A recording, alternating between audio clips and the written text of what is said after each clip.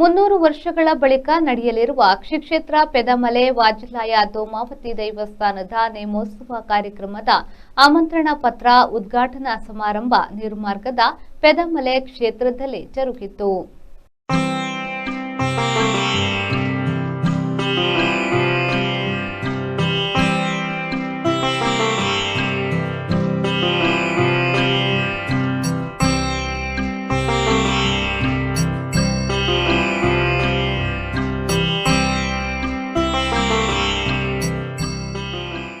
ಕಾರ್ಯಕ್ರಮವನ್ನು ದೀಪ ಬೆಳಗಿಸುವ ಮೂಲಕ ಉದ್ಘಾಟಿಸಲಾಯಿತು. ಬಳಿಕ ಮಾತನಾಡಿದ ಮಾಜಿ ಸಂಸದ ನಳಿನ್ ಕುಮಾರ್ ಕಟೀಲ್ ಅವರು, ದೈವದ ಕಾರ್ಯ ದೈವೇಚ್ಛೆಯಂತೆ ನೆರವೇರುತ್ತದೆ. ಆಮಂತ್ರಣ ಪತ್ರಿಕೆ ನಾವು ಮುದ್ರಿಸಿ ಮನೆ ಮನೆಗೆ ಹಂಚಬಹುದು, ಆದರೆ ಅದಕ್ಕೆ ಬೇಕಾದುದನ್ನು ದೈವ ಸಂಕಲ್ಪದಂತೆಯೇ ಪಡೆದುಕೊಳ್ಳುತ್ತದೆ. ಹಾಗೆಯೇ ಗ್ರಾಮದ ಪ್ರತಿ ಮನೆಗಳಲ್ಲಿ ಭಕ್ತರನ್ನ ಎಚ್ಚರಿಸುವ ಕೆಲಸವನ್ನ ದೈವ ಮಾಡುತ್ತದೆ. ನಾವೆಲ್ಲರೂ ಇಲ್ಲಿ ನಿಮಿತ್ತ ಮಾತ್ರ. ಗ್ರಾಮದ ದೈವ ಎದ್ದು ನಿಂತಿದೆ ಎಂದ್ರೆ ಗ್ರಾಮ ಅಭಿವೃದ್ಧಿಯನ್ನ ಹೊಂದುತ್ತದೆ. ಇಲ್ಲಿ ನಡೆಯುವ ಎಲ್ಲ ಧಾರ್ಮಿಕ ಕಾರ್ಯಕ್ರಮಗಳು ತುಳುನಾಡಿನ ದೈವಾರಾಧನೆಯ ಆಚಾರ ವಿಚಾರಕ್ಕೆ ಯಾವುದೇ ಭಂಗ ಬಾರದ ರೀತಿಯಲ್ಲಿ ನಡೆಯಲಿ. ತುಳುನಾಡಿನ ದೈವಾರಾಧನೆಯೇ ಪ್ರಾಮುಖ್ಯವಾಗಿದ್ದು ಗ್ರಾಮದ ಜನರೆಲ್ಲರೂ ಇದರಲ್ಲಿ ತೊಡಗಿಕೊಳ್ಳುವಂತಾಗಲಿ ಎಂದರು. ಉಲ್ಲೇಖನೀಯವಾಗಿ ಚೆನ್ನಪ್ಪಗೌಡರು ಅಧ್ಯಯನ ಮಾಡಿದ ಆಧಾರದಲ್ಲಿ 400 ದೈವಗಳ ಹೆಸರುಗಳ ಉಲ್ಲೇಖಗಳಾಯಿತು. ದಕ್ಷಿಣ ಕನ್ನಡ ಜಿಲ್ಲೆ ಕಾಸರಗೋಡು ಹತ್ತಿರ ಬ್ರಹ್ಮಾವರದವರೆಗೆ.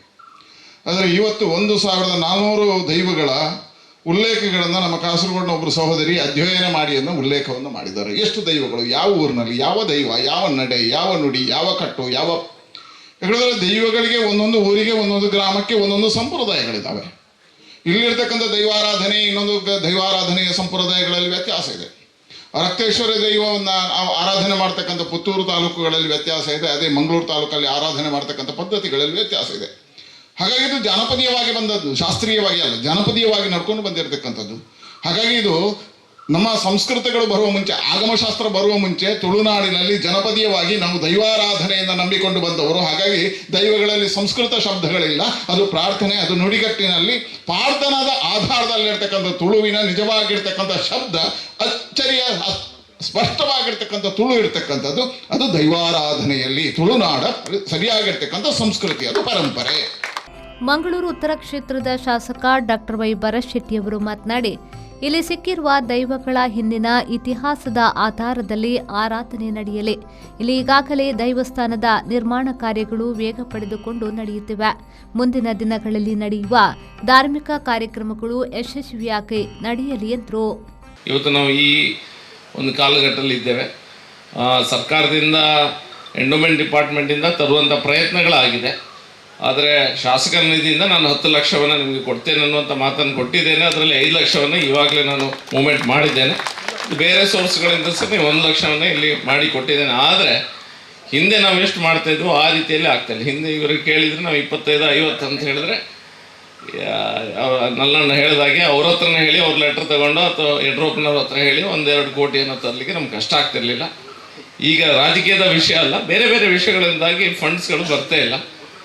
ಆದರೂ ಸಹ ಸರ್ಕಾರದಿಂದನೇ ಫಂಡ್ ಬೇಕಂತ ದೈವಗಳು ಕಾಯೋದಿಲ್ಲ.